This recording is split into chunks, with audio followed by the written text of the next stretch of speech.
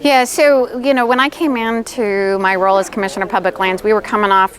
3 of the worst wildfire seasons in Washington State history. It's only gotten worse, unfortunately, but we really were struggling to put out fires. We had around 8 Vietnam War helicopters with the bullet holes to show it, and we were fighting, in some cases, 1,600 fires in any given year.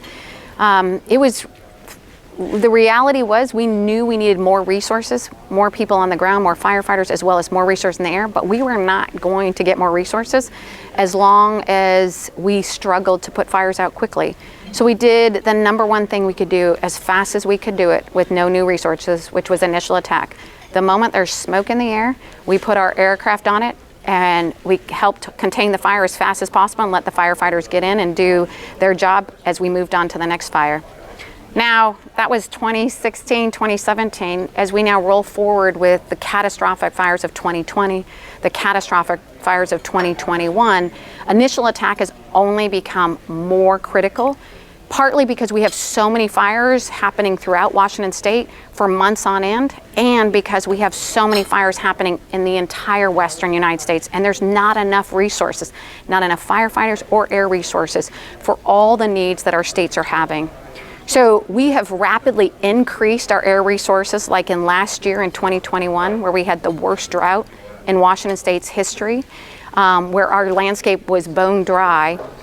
moving our fleet from around 15 to 35. And every one of those 35 air resources was absolutely critical last year in being able to contain and control 1,870 fires, keeping 98% of those fires out of a type 1, type 2, and type 3, and keeping 94% of our fires below 10 acres, which is ahead of our goal, which is to have 90% below 10 acres. So in the worst year,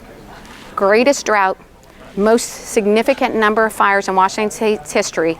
it was our initial attack and critical air resources that was able to contain those fires, keep a majority of them small, and help make sure our firefighters and our communities stayed safe. What do you see in the future for the firefighting resources in Washington?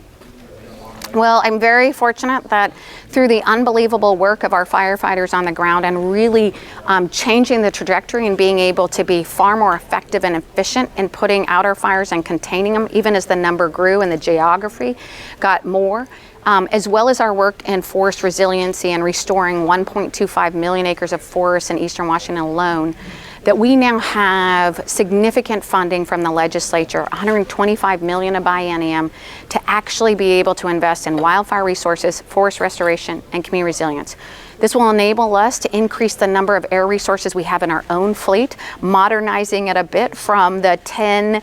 Vietnam War helicopters, helping expand our firefighters from 40 full-time firefighters to 100 additional new firefighters, getting new technology, everything from night vision so we can fight fires at night, to the ability to detect fires much sooner so we can get on them much quicker. We are right now at the beginning of really truly transforming the resources we have to help support our communities and support our firefighters.